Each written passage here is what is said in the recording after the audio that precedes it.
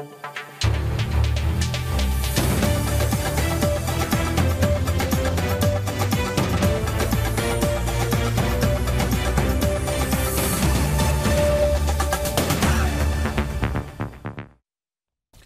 দর্শক, স্বাগত জানাচ্ছি আজকের সম্পাদকীয়তে। আমি তাজওয়ার মাহমিদ।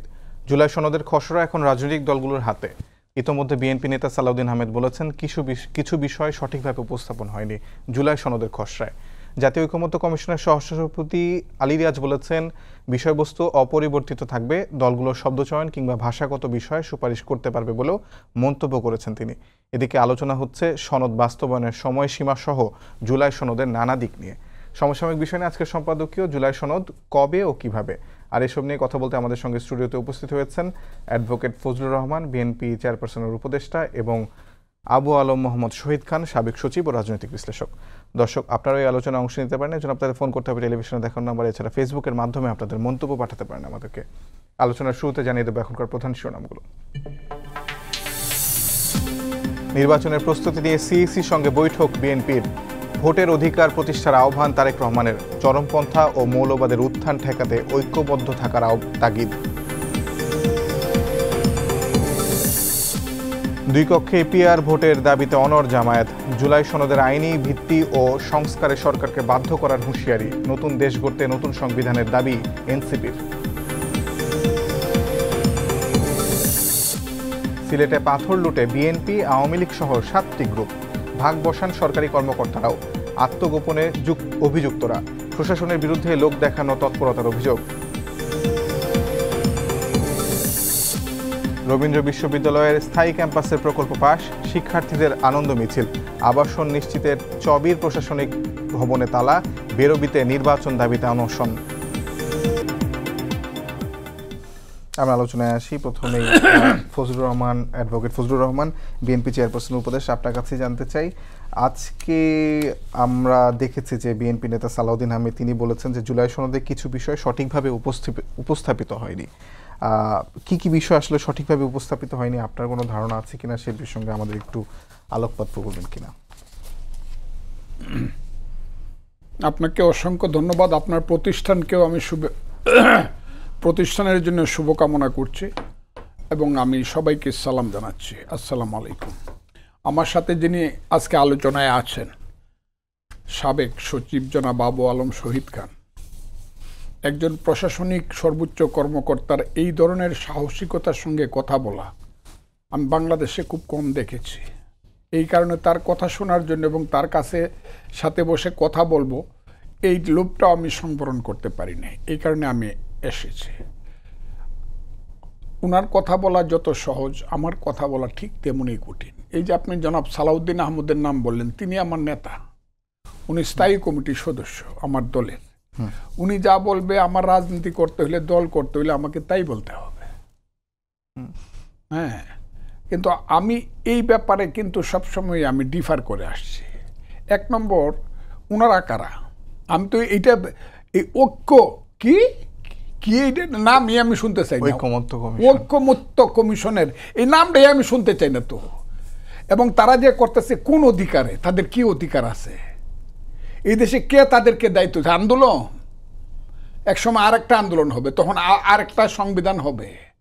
আন্দোলন তো 52 সন থেকে ধরে 62, 69, 64, 66, 71, 90 আন্দোলন হয়েছে। এমনকি দেশনেত্রী বেগম খালেদা জিয়া সরকারের বিরুদ্ধে আন্দোলন হয়েছে 96 সনে। জি, আন্দোলন হইলেই সংবিধান পরিবর্তন হয়ে যাবে, ঐক্যমত বসতে হবে। ওনারা কারা? এক নম্বর হলো ওনাদেরকে কেউ কোনো ধরনের, এই দেশের মানুষ ওনাদেরকে কোনো দায়িত্ব দেয় নাই, কারণ এই দেশে কোনো নির্বাচন হয় না যে আপনারা সংবিধান ওনারা যদি সংবিধান করতে হন, ওনারা দল করুক, দল করে মানুষকে ওনাদের ম্যানিফেস্টোতে বলুক যে আপনারা ভোট দিলে আমরা এই কাজ করব। এক। দুই নম্বর হলো, আমি সবসময় বলছি, আমি যদি দলের দায়িত্বে থাকতাম, আমাদের নেতা জনাব তারেক রহমান সাহেব দায়িত্বে আছেন, আমি জানি না উনি তাদেরকে কি বলে দেন, আমি দায়িত্বে থাকলে এদের সাথে গিয়ে বসতাম না। ওই যে বাচ্চা ছেলেপেলেরা যারা আছে এদের সাথে আমি বসতাম না তো। না, আমি এটা ক্লিয়ারলি বলতেছি, আমাকে ধরে নিয়ে মারে ফেলুক এরা, আমি এটা মানি না তো। এরা কেউ না এদেশে, দে আর নোবডি। এবং যারা সংবিধানটা বদল করতেছে, শুধু বিএনপি বাদ দিলে শুধু বিএনপি বাদ দিলে আর অনেকগুলা লোকের প্রতি আমার ব্যক্তিগত রেসপেক্ট আছে। দল হিসাবে তারা তো কেউ না, এরা তো কেউ জামানত বাঁচাইতে পারবে না মার্কা না পাইলে। কিন্তু আমি যে ফজলুর রহমান কথা বলতেছি, আমি শুধু এই বাম হাত করলেও কিন্তু আমি আমার জামানত না, শুধু আমাকে ফেল করাইতে কঠিন হবে। এবং এটা আব্দুল হামিদ এবং শেখ হাসিনার চেষ্টা করে দেখছে ফজলুরে ফেল করাইতে কত কষ্ট হয়।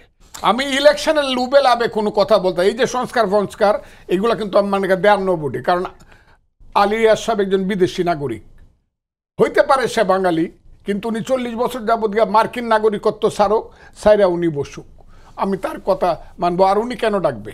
আমি হইলে দলের নেতা হইলে আমি নাও যাইতে পারতাম, অথবা আমি কন্ডিশন দিতাম এরা বসলে আমি যাবো না, আমার সাথে আপনি 1-to-1 আলোচনা করেন। কিন্তু আপনি যাদেরকে বাচ্চা ছেলে পেলে বলছেন, ওনারা কে এটা জিজ্ঞেস করছেন, তারা তো আসলে অভ্যুত্থানের নেতৃত্ব দিয়েছে শেখ হাসিনার যে ফ্যাসিস্ট সরকার। কিসে নেতৃত্ব দিয়েছে? এরা নেতৃত্ব দিয়েছে, এদেরকে নেতৃত্ব দেওয়ানো হয়েছে। এই যে সিরাজউদ্দৌলা নাটক হয়, সিনেমা হয়, আমি দেখছি, আমি 65-66-এ সিরাজউদ্দৌলা সিনেমাতে অভিনয় করছে সিরাজউদ্দৌলা আর আনোয়ার হোসেন। মানুষ মনে করছে এই লোকটাই সিরাজউদ্দৌলা, কিন্তু আনোয়ার হোসেন কি সিরাজউদ্দৌলা? উনি সিরাজউদ্দৌলার অভিনয় করছে। এই ছেলেপেলেরা জামাতের অভিনয় করছে। জামাত তৈলেও এখানে মূলত ভ্যানগার্ড, তারা বলতেছে, আমি বলি না তো, শিবির বলতেছে জামাত, তারা ছিল ভ্যানগার্ড, আর এরা এখানে অভিনয় করছে। এদেরকে অনেক প্রচেষ্টায়, অনেক সংগোপনে, কোনো একটা ওই যে মিটিকুলাস, ইংরেজি তো আমি কইতে পারি না, আমার ভাই বেশি কইতে পারবো, ওই যে প্ল্যানিংটা বাস্তবায়ন করার জন্য ডিজাইন এদেরকে দিয়ে সৃষ্টি করা হয়েছে। এরা হলো নাটকের অভিনেতা। আমরা তো দেখছি যে আসলে আপনি যাদেরকে বলছেন যে জামায়াত তাদেরকে ব্যবহার করেছে, কিন্তু তাদের সঙ্গে তো আসলে শিবিরের অনেক ধরনের দূরত্ব দেখছি, কথা কাটাকাটি দেখছি, এটা তো পরের ব্যাপার, এটা এখন তো স্বার্থের ব্যাপার আসছে। এখন তো রাষ্ট্রতে কে হইব প্রধানমন্ত্রী? কারণ ইউনুস সাহেব 22 বছর 23 বছর ছেলের মাথায় হাত দিয়ে বলতেছি, ইউনুস সাহেব না, ইউনুস সাহেবের ওই যে কি নাম, প্রেস সেক্রেটারি, এই তুমি হইবা বাংলার প্রধানমন্ত্রী। কারণ এরা হয়েছে এই 3টে জেনারেশন তো ইউনুস সাহেব নষ্ট করে দিছে। 9, 10, 11, 12, 13, 14, 9, 10 IAP first year second year, BA first year second year নষ্ট করে এরা সবাই এখন প্রধানমন্ত্রী হইতে চায় এবং এমপি হইতে চায়। দেশ তো ধ্বংস হয়ে গেছে, কোনো লেখা নাই, পড়া নাই, সারা দিন ভাত খাইতে পারি না, রাত্রে ঘুমাইতে পারি না। এই যে দেশে যা হইতেছে, ছবি নামায় ফেলতেছে বিদেশে, শাহাবুদ্দিন কি থাকবো না যাইবো, এই যে এখানে জরুরি আইন হয়ে যেতেছে, এই ধরনের একটা দেশ কি পৃথিবীতে কোথাও আছে? আমরা কি ইউনুস সাহেবকে, আর ওই যে ছেলেরা খালি নেতৃত্ব দিছে, ওই 500 ছেলে যা করছে, আমি আমার এই ঠোঁটটা দিয়ে তা করছি হাসিনার বিরুদ্ধে, 500 জেলে যা করছে, আমি এখন এর দাবি করব। আমি আমার বক্তব্য দিয়ে শেখ হাসিনার সমস্ত এই যে ফ্রান্স বিপ্লবে যারা বিপ্লব করছে তো করছে, এরা তো হিরো, কিন্তু রুশো ভল্টিয়াররা কি ফালাই দিবেন? ফিলোসফি যারা দেয় তাদেরকে ফেলে দিবেন? ফজলুর রহমানরা এই দেশে হাসিনাকে কেন ফেলতে হবে? কিভাবে বক্তব্য, যখন 28 অক্টোবর 2023 সনে যখন বিএনপির 10 লাখ লোকের মিটিং 10 মিনিটে ভেঙে দিল, সব যখন জেলখানায় অনেকেই চলে গেল, অনেকেই পালায় গেল, লাখ লাখ কর্মী যখন জীবনের ঝুঁকি নিয়ে যখন আসামি হয়ে গেল, আমি ফজলুর রহমান প্রতিদিন শেখ হাসিনার বিরুদ্ধে কথা বলছি। স্ত্রীকে বলছি তুমি বিধবা হইবা, ছেলেদেরকে বলছি তোমরা এতিম হবা, কিন্তু আমি ঘর থেকে পালাবো না। কিন্তু সেই সময় যে আমার মনে যে শক্তি সাহস ছিল, যে অন্তত যদিও স্ত্রীকে আমি বলছি তুমি বিধবা হইবা, এইটা আমার মনে হয়েছিল যে শেখ হাসিনা সরকার অন্তত আমার মতো লোককে, একজন সিনিয়র উকিলকে সে হত্যা করবে না। কিন্তু এখন আমার প্রতি মুহূর্তে মনে হয় সরকারের পক্ষ থেকে এবং এই ছেলেদের পক্ষ থেকে এবং জামাত এবং শিবিরের পক্ষ থেকে, এবং ওই যে ইউটিউবার বৈশা থাকে ফ্রান্সে, তার পাশে বসে একজন বলছে ফজলুর রহমানকে হত্যা করা এখন ফরজ হয়ে গেছে, আর ছেলেরা বলছে তার উপরে মব জাস্টিস চলবে। মব জাস্টিস মানে আমার মৃত্যু। তো এইটা কিন্তু তখন ছিল না শেখ হাসিনার আমলে। কিন্তু আমি মনে করছি না আমাকে আমি মনে করছি আমাকে জেলখানায় নিয়ে যাবে, কোনদিন বেল দিবে না, ঠিক আছে, কিন্তু এরা কিন্তু আমাকে মেরে ফেলতে চাচ্ছে। শেখ হাসিনার আমলে কিন্তু অনেক খারাপ কাজ হয়েছে। ইলেকশন করে নাই 14 সনে, 18 সনে, 24 সনে ইলেকশন করে নাই। এই বড় বড় লোকজনকে বেক্সিমকো, সালমান রহমান, আজিজ খানদেরকে দিয়ে, আসালামদেরকে দিয়া, ওই যে বসুন্ধরা, এদেরকে দিয়ে সমস্ত বড় লোকের দেশ হয়ে গেছিল এটা, এবং লুটেরাদের দেশ হয়ে গেছিল, এবং আওয়ামী লীগ হয়ে গেছিল এটা একটা ওই যে কি বলবো হাইব্রিডদের পার্টি। আওয়ামী লীগের রিয়েল কর্মী তো সব ঘরে ঘরে বৈশাখ আনছে বেশিরভাগ। কাজেই আমি মনে করছি যে শেখ হাসিনা যত কুকামি হয়েছে এই ধরনের অনিশ্চয়তা ছিল না। শেখ হাসিনা ফ্যাসিস্ট বলেন আর ডিক্টেটর বলেন, প্রত্যেক জায়গাতে একটা করে নেতা ছিল। উপজেলাতে ইউনিয়নে আপনি ঠেকছেন, যে দলেরই হন আপনি গিয়ে তার নেতার কাছে বলতে পারছেন। থানাতে আপনি ঠেকছেন, উপজেলা চেয়ারম্যানের কাছে বলতে পারছেন। এমপি না ইলেকশন হয় নাই, তার কাছে গিয়ে বিচার দিতে পারছেন। এবং হাইকোর্ট সুপ্রিম কোর্ট এখনকার চেয়ে শেখ হাসিনার আমলে ভালো ছিল, আমি চ্যালেঞ্জ করলাম। হাইকোর্ট সুপ্রিম কোর্টের সমস্ত বিচার বিভাগ রাজনৈতিক ব্যাপারে এখনকার চেয়ে অনেক বেশি ভালো ছিল। এখন দেশ, আমি আপনাকে খুব ক্লিয়ারলি কথাটা বলি, আমি ওই যে জিজ্ঞাসেন যে জুলাই সনদ, আর জুলাই সনদ আমার জিজ্ঞাসবেন না, আমি এটা মানি না। যদি তারা করে করুক, আমার দল যদি সমর্থন দেয় দেখ, আমি মনে মনে চিন্তা করব যে দেখি আমি কি করতে পারি। অসংখ্য ধন্যবাদ। জনাব আবু আলম মোহাম্মদ শহীদ খান, আপনার কাছে আমার প্রশ্ন সেটি হচ্ছে যে আজকে বিএনপি নেতা সালাউদ্দিন আহমেদ বলেছেন যে জুলাই সনদে কিছু বিষয়ে সঠিকভাবে উপস্থাপিত হয়নি, সেটা একটি প্রশ্ন আছে। এবং আরেকটি বিষয় হচ্ছে যে চূড়ান্ত খসড়াটি মানে পেশ করা হয়েছে রাজনৈতিক দলগুলোর কাছে, সেটি আসলে কবের মধ্যে ফিডব্যাক দিতে হবে সেটির কোনো আসলে সময়সীমা বেঁধে দেওয়া হয়নি। এবং আমরা জানি যে 8 আগস্টের মধ্যে যে জুলাই সনদটি পাশ হওয়ার কথা ছিল সেটি পাশ হয়নি, আবারও 1 মাস বাড়িয়ে সেপ্টেম্বরের 15 তারিখ পর্যন্ত এই ঐকমত্য কমিশনের সময়সীমা বাড়ানো হয়েছে। সব মিলে কি আসলে জুলাই সনদের আপনি ভবিষ্যৎ কেমন দেখেন, কিংবা আসলে এটার সঙ্গে রাজনৈতিক দলগুলো যে নানা ধরনের মানে মতপার্থক্য আছে সেগুলো বিষয়ে এখন কি মনে হচ্ছে, কোন অবস্থানে আছে? দুঃখিত, জুলাই সনদ তো একটা ভেরি ইম্পর্টেন্ট ডকুমেন্ট হবে, মানে যদি ডকুমেন্ট হয়, কারণ এটার পিছনে তো আপনার ঘন্টার পর ঘন্টা, শত শত ঘন্টা রাজনৈতিক দলগুলো সময় দিয়েছেন। ফজলু ভাই যেভাবে বলছেন ঠিক আছে, যে এরকম জুলাই সনদ যারা করছেন বা যাদের নেতৃত্বে বসছেন তাদের প্রশ্ন আছে তাদের নিয়ে, তারা কে, কোথায় থাকেন, তাদের কোন দেশের নাগরিক, তাদের কি অধিকার আছে, একদম জেনুইন প্রশ্ন। কিন্তু এটার বাইরে তো রাজনৈতিক দলগুলো ঘন্টার পর ঘন্টা ওখানে বসছেন এবং আলাপ আলোচনা করেছেন। এখন আমাদের সালাউদ্দিন আহমেদ যে অভিযোগটা করলেন খুবই গুরুতর অভিযোগ, আপনি ঠিক মতো লিপিবদ্ধ হয়নি, গুরুতর অভিযোগ। কেন আপনার দায়িত্ব হচ্ছে যে কোনো সভা, এটা আমরা সবাই জানি, যে কোনো সভায় যেটা আলোচনা হবে, যেটাতে মতৈক্য হবে, কারণ নোট অফ ডিসেন্ট থাকে, সেটা ঠিকমতো লিপিবদ্ধ হতে হবে। তো জুলাই সনদ যে খসড়া করা হয়েছে এটা যদি ঠিকমতো লিপিবদ্ধ না হয়ে থাকে তাহলে এটার কীভাবে সমাধান হবে? এবং সেখানে আলী রিয়াজ সাহেব বললেন যে বিষয়বস্তু অপরিবর্তিত থাকবে, মানেটা কি? ফেসিবাদের আওয়াজ, বিষয়বস্তু অপরিবর্তিত থাকবে মানেটা কি? জুলাই সনদ হচ্ছে অনেক রাজনৈতিক দল, ফেসিবাদী দলটা ছাড়া বা আরও কয়েকটি দল ছাড়া সম্ভবত 38টি সংখ্যায় তারা গিয়েছেন, তারা আলাপ করেছেন, তারা ঘন্টার পর ঘন্টা কথা বলেছেন এবং তারা আলাপ আলোচনার ভিত্তিতে একটা ঐক্যমত্য হবে। ঐক্যমত্য মানে কি? ওইটার কমিশনের নাম কি? ঐক্যমত্য কমিশন না? জি, জাতীয় ঐক্যমত্য কমিশন। এটা চেয়ারম্যান হচ্ছে প্রধান উপদেষ্টা ডক্টর ইউনূস, নোবেল লরেট। উনি তার দায়িত্বটা, হয়তো ওনার বয়সটা একটু বেশি, সেজন্য এত সময় ধরে হয়তো ক্লান্ত হয়ে যাবেন, সেখানে উনি একজন তার চেয়ে ইয়াং কাউকে দায়িত্ব দিয়েছেন। তা ঐক্যমত্য কমিশনে তো ঐক্য হতে হবে। ঐক্যমত্য কমিশন তো এরকম হবে না যে অনৈক্য থাকবে, যেসব বিষয় ঐক্য হবে, এবং সব বিষয় ঐক্য হওয়ার তো কোনো কারণ নেই, কথাও নেই, এবং হবেও না। কেন হবে? একটা গণতন্ত্রের সব বিষয় ঐক্য তো হওয়ার কথা না, প্রত্যেকের আলাদা আলাদা মতামত থাকবে, পৃথক পৃথক ব্যাপার। এবং সবচেয়ে বড় বিষয়গুলোতে অনেক যেটা ইম্পর্টেন্ট বিষয়, যেগুলো আগামী নির্বাচনের জন্য খুব গুরুত্বপূর্ণ, যে একটা ভালো ভোটের জন্য গুরুত্বপূর্ণ, পরবর্তী একটা ভালো সরকার পরিচালনার জন্য গুরুত্বপূর্ণ, সেগুলোতে আমাদের ঐক্যমত্য হতে হবে। আলী রিয়াজ সাহেব যখন এই ভাষায় কথা বলেন বিষয়বস্তু অপরিবর্তিত থাকবে, তাহলে আর ওনাদের কী করার আছে? তাহলে এই সনদের দরকার কি? আপনি ডিক্লেয়ার করে দেন। আপনার যদি বিষয়বস্তু অপরিবর্তিত থাকে এবং আপনি যদি মনে করেন ঐক্যমত্য কমিশনের ভাইস চেয়ারম্যান, এবং ওনার কথাটাই তো ডক্টর ইউনূসের কথা, তাহলে ডক্টর ইউনূস সাহেব এবং তার সরকার এই সনদ ডিক্লেয়ার করে দেখ। তাহলে এত মানে দুইটি দফায় যেহেতু অনেকগুলো সিটিং হয়েছে, সেই পরিপ্রেক্ষিতে হয়তো উনি বলেছেন যে এখন চূড়ান্ত খসড়া যেহেতু প্রস্তুত হয়েছে, সেহেতু চূড়ান্ত খসড়া যদি ঠিকমতো লিপিবদ্ধ না হয়ে থাকে এবং সেটা অপরিবর্তিত থাকবে, লিপিবদ্ধ হলো না ঠিকমতো, আবার অপরিবর্তিত থাকবে, শব্দগুলো পরিবর্তন করা যাবে এমন উনি বলেছেন। শব্দগুলো এটা কি মানে আমি কি খেলতেছি নাকি? মানে এটা কি কোনো খেলাধুলা নাকি? শব্দগুলো পরিবর্তন করা যাবে মানে কি?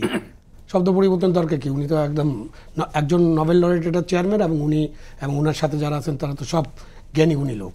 জ্ঞানপাপী বলছি না, জ্ঞানী গুণী মানুষ। সুতরাং তাদের শব্দ পরিবর্তন করা দরকার নেই, তারা শব্দ ঠিক মতো লিখতে পারেন নাই, এই শব্দ পরিবর্তন করা যাবে।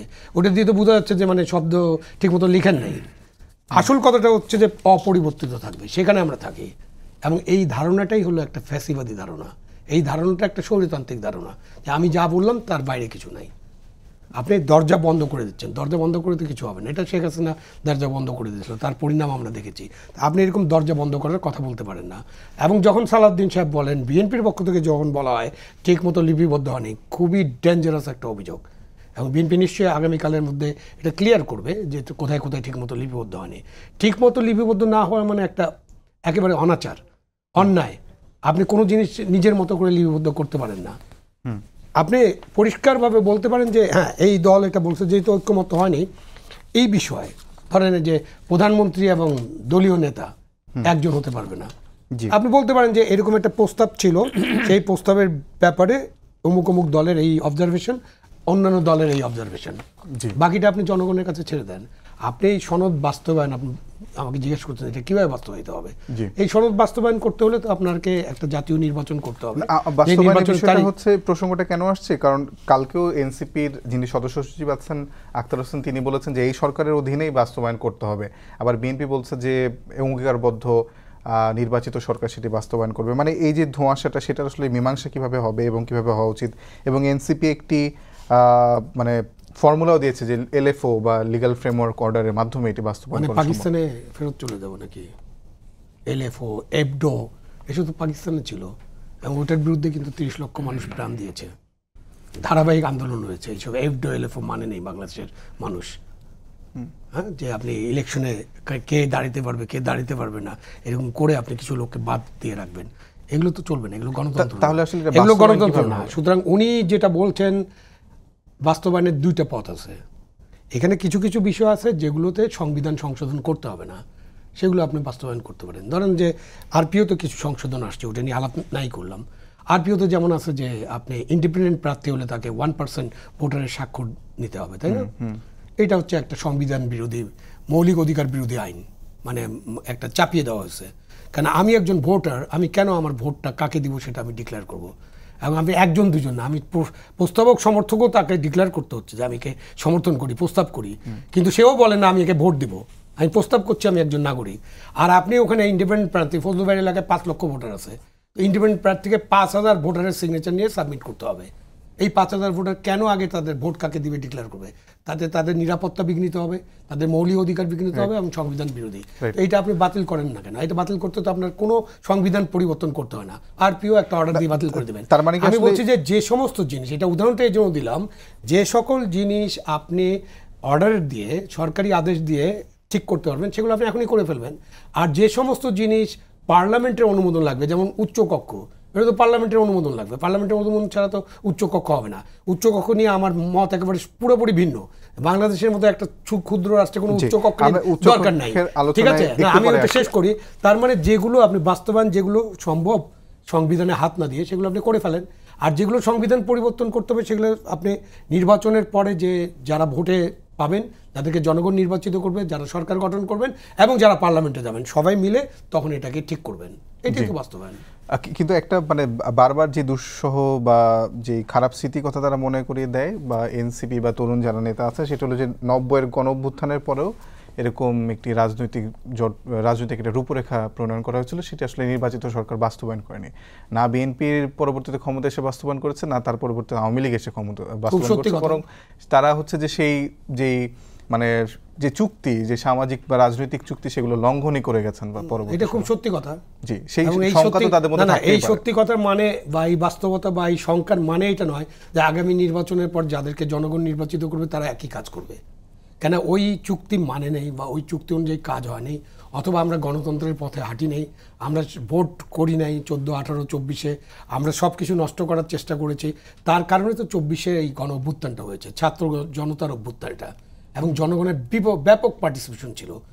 ছাত্ররা প্রথম দিকে আন্দোলন সূচনা করছে, কিন্তু গণ অভ্যুত্থান হচ্ছে তখনই যখন লক্ষ লক্ষ মানুষ, সাধারণ মানুষ, খেটে খাওয়া মানুষ, শ্রমজীবী মানুষ, তারা যখন আন্দোলনে অংশগ্রহণ করছে।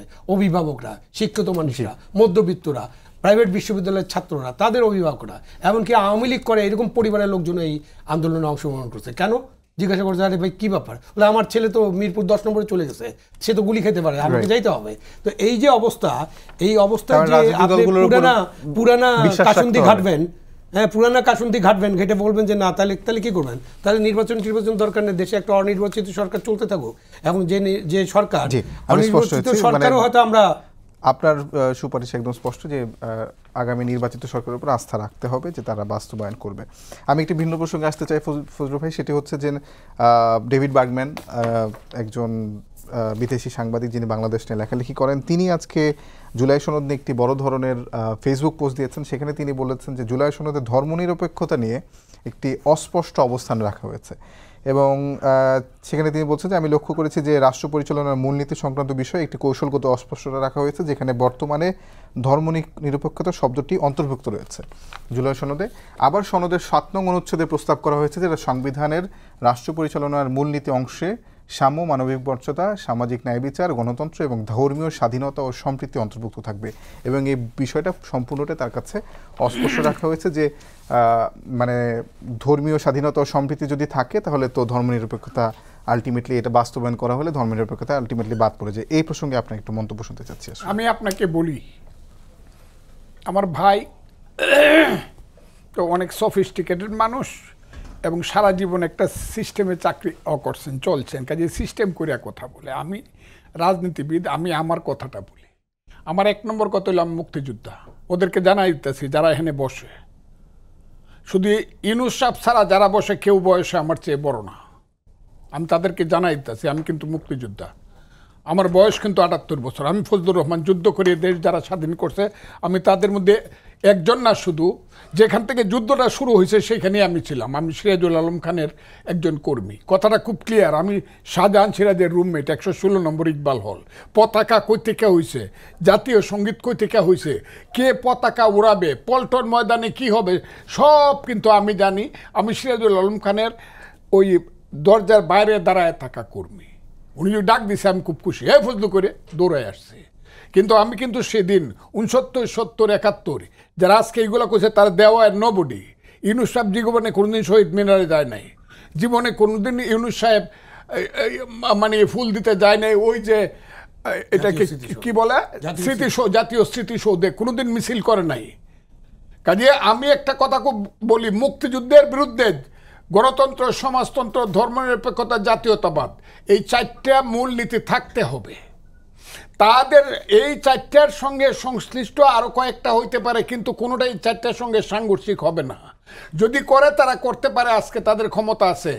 আমাকে যদি না মেরে ফেলে, আমি কারো শক্তিতে বলতেছি না, আমি যেহেতু আল্লাহ বিশ্বাস করি, আল্লাহর শক্তিতে এবং আল্লাহর যে শ্রেষ্ঠ সম্পদ আশরাফুল মখলুকাদের শক্তিতে আমি বলতেছি, সংবিধান পরিবর্তন করে কোনো ধরনের করলে পরে এটার বিরুদ্ধে কিন্তু আমি দাঁড়াবই।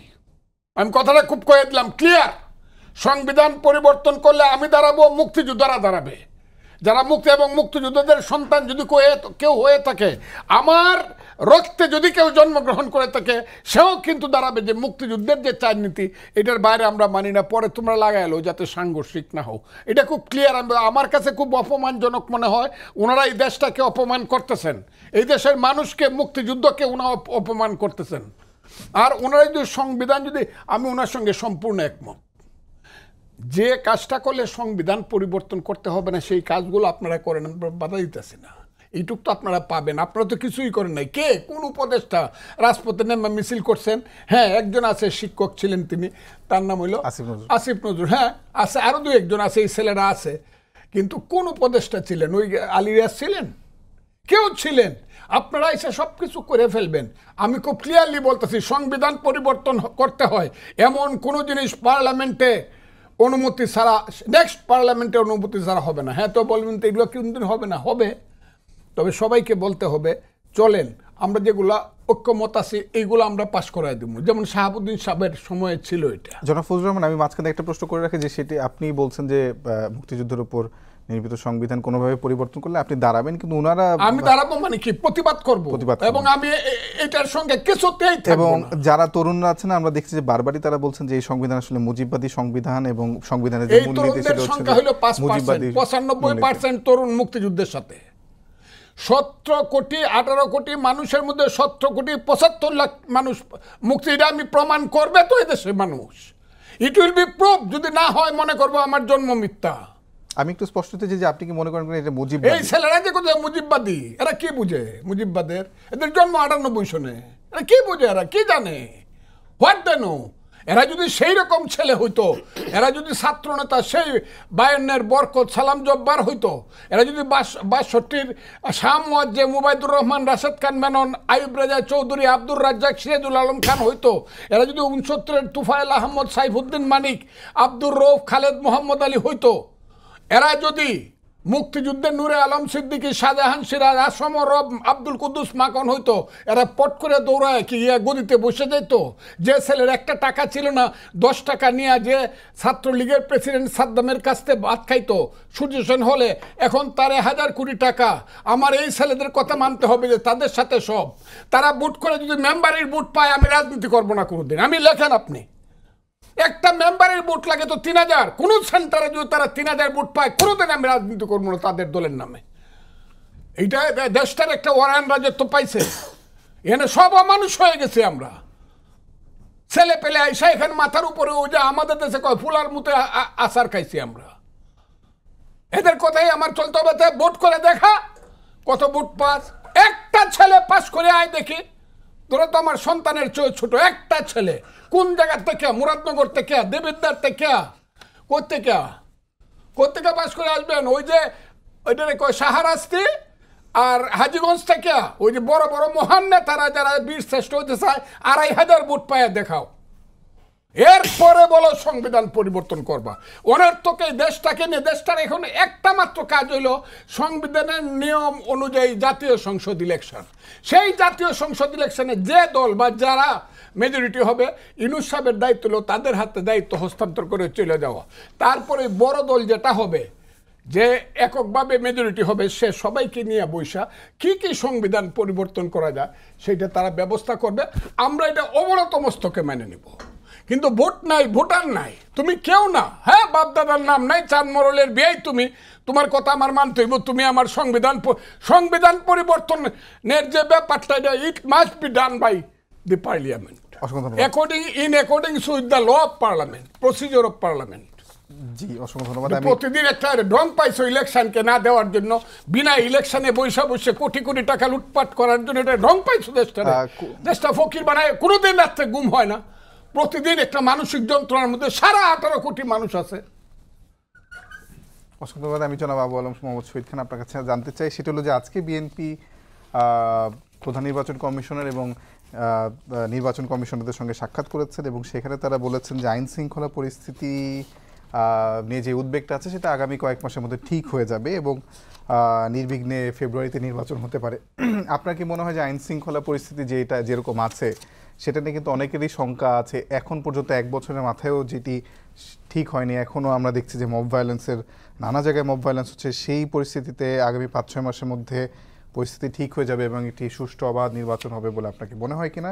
লেভেল প্লেইং ফিল্ড সেখানে থাকবে কিনা, এটি আপনার কাছে আমার প্রশ্ন। নাকি আসলে কোনো একটি দলের সেখানে অনেক বেশি আধিপত্য থাকবে নির্বাচনের মাঠে, বেশি শক্তির দিক থেকে আমি বলছি? প্রথম কথা হলো যে আইন শৃঙ্খলা পরিস্থিতি 1 বছরে আমরা আশানুরূপ উন্নতি দেখিনি এবং উন্নতি করার চেষ্টাও দেখিনি। আসলে এটা তো সরকারের দায়। আপনি সরকারের দায়িত্ব নিয়েছেন, আইন শৃঙ্খলা পরিস্থিতি উন্নতি করবেন, এটাই আপনার প্রধান কাজ। আপনার অন্যান্য কাজ আছে, আপনি নির্বাচন আয়োজন করবেন, এই যে সংশোধন করবেন, কি করবেন, ঐক্যমত্য কমিশন করবেন, আরও কত কমিশন করছেন, অনেক কিছু করবেন। শিক্ষা কমিশন করা উচিত ছিল, করা হয়নি। তা আপনি অনেক কমিশন করবেন, অনেক কাজ করবেন।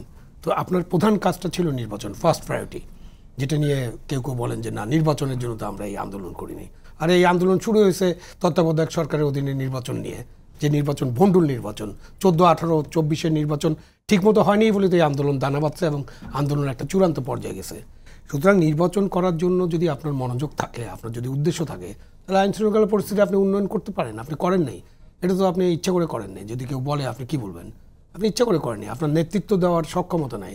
তার আগে যেটা বলতে হবে যে আপনি বাংলাদেশের পুলিশের উপরে যে আক্রমণ, ঢাকা শহরে পুলিশ, চট্টগ্রামে বা বিভিন্ন জায়গায় যেখানে পুলিশ বেশি আক্রমণ করেছে, বেশি গোলাগুলি করেছে, হত্যা করেছে, গণহত্যা করেছে, গণহত্যা বলেন কেউ কেউ, তো গণহত্যার সংখ্যার সাথে মিলে না, সেটা বললে তো ওইটা ফজলু ভাইয়ের মতো অবস্থা হবে, আমারও ধরে আপনি কতল করে ফেলতে পারেন। গণহত্যার সংজ্ঞা তো বুঝতে হবে যে গণহত্যা কাকে বলে। এনিওয়ে আপনি হত্যা হয়েছে, হত্যা কোনো হত্যাই গ্রহণযোগ্য না। তো যারা যেখানে যেখানে হত্যা হয়েছে সেখানকার পুলিশ বাড়াবাড়ি করছে, সেখানে পুলিশের সাথে যদি এটা জেনোসাইড না হতে পারে, কিন্তু গণহত্যা তো বটেই না, জেনোসাইড মানেই তো গণহত্যা, গণহত্যা তো না, এটা হত্যা। জেনোসাইডের তো আবিধানিক বাংলা ওটা নাই। তো ওইটার কোনো বাংলা, এই জেনোসাইডের বাংলাই গণহত্যা। সো ওইটা নিয়ে আমরা তর্ক বিতর্কে যাচ্ছি না। হত্যা হয়েছে, বাড়াবাড়ি হয়েছে, তো এই হত্যাকাণ্ডের বিচার করবেন আপনি। আপনি কি সারা বাংলাদেশের সব পুলিশ এই হত্যাকাণ্ডে যুক্ত ছিল? প্রত্যেক থানায় থানায় কি পুলিশ বাইরে হয়, থানার পুলিশরা বাইরে হয়ে হত্যাকাণ্ড করেছে? এটার উত্তর হচ্ছে না। এইখানে একটু আমাকে জি আপনি বলেন একটা হ্যাঁ প্লিজ। ঠিক আছে, গণহত্যা হয়েছে জি, কিভাবে? পুলিশে সব মারছে, পুলিশ, ছাত্রলীগ, ছাত্রলীগ মারছে। আর্মি সবাই তো ছিল, আর পুলিশ মরে নাই। মানে কিন্তু এটাকে তো গণহত্যা তো পুলিশ না, মরেছে। পুলিশ মরছে কিনা এই কথাটা আপনি বলেন। আপনি তো খালি আমাকে জিজ্ঞাসা করেন, এখন আমি আপনাকে জিজ্ঞাসা, পুলিশ মরছে? পুলিশ মরেছে। এখন পুলিশের পেটে যে বাচ্চা ছিল মেয়ে, পুলিশের, সে মরছে। এখন মুক্তিযুদ্ধের সময় তো পাখানাদার বাহিনী ও মরেছে। হ্যাঁ, আপনি মুক্তিযুদ্ধ করে ফেলছেন, তাহলে দুই মুক্তিযুদ্ধ পক্ষে করে ফেলেছি সেটা বলিনি। মুক্তিযুদ্ধ তো দুই পক্ষে গুলাগুলি হয়েছে, তা আপনি এটা স্বীকার করেন যে আমরা দুই পক্ষে গুলাগুলি করি। এখানে কি কোনো ছাত্রদের পক্ষ থেকে প্রথমে গোলাগুলি বলা করা হয়েছে হয়েছিল? যে আমরা যদি পুলিশকে গুলি না করতাম, এটা যদি আগুন না দেন, এগুলো আমি বলতে চাই না, কিন্তু পুলিশ মরছে কিনা আপনি বলেন। পুলিশ মরেছে নিঃসন্দেহে, হ্যাঁ, কিন্তু যেভাবে বলা হয় বা হ্যাঁ, না, যেভাবে উপস্থাপন করা তাইলে হয়, এই যে আপনারা করলেন যে পুলিশ যে মরছে, এটার কোনো বিচার টিচার বাদ দেন। পুলিশের মা বাপ আছে কিনা, যে পুলিশটা মারা গেছে তার সন্তান এতিম হয়েছে কিনা, তার ওয়াইফ বিধবা হয়েছে কিনা, তার মা বাবা সন্তান হারা হয়েছে কিনা। এই যে আপনারা একটা আইন করে, আইন বলবো না আমি, আপনারা যেটা একটা সিদ্ধান্ত করে ফেলেন পুলিশ মরছে মানে কুত্তা মরছে, এদের কোনো বিচার হবে না। একদিন যাই একজন স্বরাষ্ট্রমন্ত্রী গিয়া তার যে একটা পুলিশ মারা গেছে, এসআই বা এএসআই বা সিপাই, তার বাড়িতে গিয়ে কেউ কোনোদিন বলছে মা গো বা বোন গো তোমার সন্তান মারা গেছে, যেভাবেই মারা যাক আমরা তোমাদেরকে রাষ্ট্রীয়ভাবে দেখবো, বলছে? বলে না। তাহলে পুলিশ কেমনে দাঁড়াবে ভোটের জন্য? সে পুলিশ তো মনে করেন মরলে তো আমার কুত্তা মরা হইব, আমি কেন যাবো এটার মধ্যে? এই যে পুলিশ যায় না আগায়া, কেন যায় না? সে জানে সে মরলে তার কোনো বিচার হবে না। আমি সেখানে ছিলাম যে আপনি যে নগরে বা যে কোনো জায়গায় যেখানে এই হত্যাকাণ্ড হয়েছে সেটার আপনি বিচার করেন, সেখানে আপনার ক্ষুব্ধতা থাকতে পারে এবং ক্ষুব্ধ মানুষ সেখানে পুলিশের উপর আক্রমণ করতে পারে এবং এই ঘটনা ঘটতে পারে, মানে এই ঘটনা একটা অভ্যুত্থানের মধ্যে এরকম ঘটনা ঘটতে পারে। তারপরেও সেগুলো বিচারে আওতায় আনতে হবে বা সেগুলোর ব্যাপারে তদন্ত করতে হবে। সেটা আপনি করার মানে ওটা বন্ধ করে রেখেছেন, কোনো মামলা মোকদ্দমা করেন নাই। কিন্তু আপনি দেশের 450 পুলিশ স্টেশন আগুন দিবেন, সবখান থেকে অস্ত্র লুট করবেন, এটা হলো মেডিকুলাস ডিজাইনের অংশ কিনা, এটা একটা প্রশ্ন এবং এই প্রশ্নের জবাব খুঁজতে হবে। 450 স্টেশন থেকে কি অস্ত্র লুট হয়েছে? সব 8,000 every police station is looted এটা এন্ড তারা গার্ডেড। বলছে, আমি বলি না, এটা তো সরকারের হিসাব। এবং 8,000 সরকার এখন পর্যন্ত 1/3 অস্ত্র উদ্ধার করতে পারে নাই। আপনি অন্যখানে আপনি কারা করছে এটা? এটা কি আন্দোলনকারীরা তো করে নাই? এইটা আন্দোলনের মধ্যে ঢুকে থাকা দুষ্কৃতিকারীরা অথবা মেডিকুলাস ডিজাইনের যারা পার্টনার ছিল, যারা মেডিকুলাস ডিজাইনটা করছে তারা করছে। কেন করছে? যাতে পুলিশ বাহিনীকে পুরোপুরি পঙ্গু করে দেওয়া যায়। আপনি তো আইন শৃঙ্খলা পরিস্থিতির প্রশ্ন নিয়ে আলোচনা করছেন, তাহলে তো আলোচনাটা ওখানে আসতে হবে। তাহলে পুরো পুলিশ বাহিনীকে আমরা 5ই আগস্টের পরে পঙ্গু করে দিলাম। এই মেটিকুলাস ডিজাইনটা কি আসলে আমরা ওয়াশিংটনে গিয়ে মানে ওটা পরের প্রশ্ন। আমি আপনার প্রশ্নের উত্তর দিব। বলার আগে কি আমরা এটা বুঝতাম যে মেটিকুলাস ডিজাইন হয়েছে? না না, আমি শেষ করি, ওটা তো আপনি প্রশ্ন রাখছেন, আমি ওটার উত্তর দিব। তাহলে এটা একটা আমাদের পুলিশ বাহিনীকে টোটালি পঙ্গু করে ফেলা হয়েছে। এবং ফজলু ভাই যেটা বললেন যে পুলিশ যদি তার বিচারটা না পায়, সে অন্যায় করলে সেটাও তাকে জানতে হবে, তার পরিবার জানতে হবে। আমার পুত্র যদি পুলিশে থাকে, মারা যেয়ে থাকে, তাহলে আমাকে জানতে হবে আমার পুত্র একটা অপরাধ করেছিল, ওই সময় উন্মুক্ত জনতা অথবা জনগণের ইয়াতে মারা গেছে। তারপরে আপনি বাংলাদেশের সেনাবাহিনী এখন মাঠে আছে 30,000-এর মতো, এবং তারা ইয়া নিয়ে আছে, ম্যাজিস্ট্রিয়াল পাওয়ার নিছে। আপনি সেনাবাহিনীর সম্পর্কে কত ধরনের আজেবাজে কথা বলেন, আপনি সেনাপ্রধান সম্পর্কে কত ধরনের আজেবাজে কথা বলেন। এই 2-3 দিন আগে বোধহয় কেউ একজন বলছে যে ডিজিএফআই হেডকোয়ার্টার উড়াই দেবে। ডিজিএফআই হেডকোয়ার্টার কি কোনো উড়াই দেওয়ার বস্তু নাকি? এটা তো এই ডিজিএফআই হেডকোয়ার্টার মানে ডিজিএফআই, এই জিনিসটা আলোচনা হতে পারে, এখানে সংস্কার হয়তো প্রয়োজন হতে পারে। এটা তো ইউনূসের, ডক্টর ইউনূসের অধীনে একটা সংস্থা, উনি এটা ঠিক করবে যে উনাকে কীভাবে ঠিক করতে। আপনি উড়াই দিবেন, আপনি ওরে ঝুলাই দিবেন, ক্যান্টনমেন্ট দখল করে নেবেন।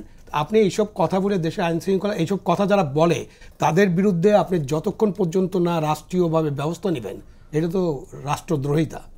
এই রাষ্ট্রদ্রোহিতার কারণে তাদের বিরুদ্ধে যদি ব্যবস্থা না নেন, তাহলে এই আইন শৃঙ্খলা কেমনি উন্নতি হবে?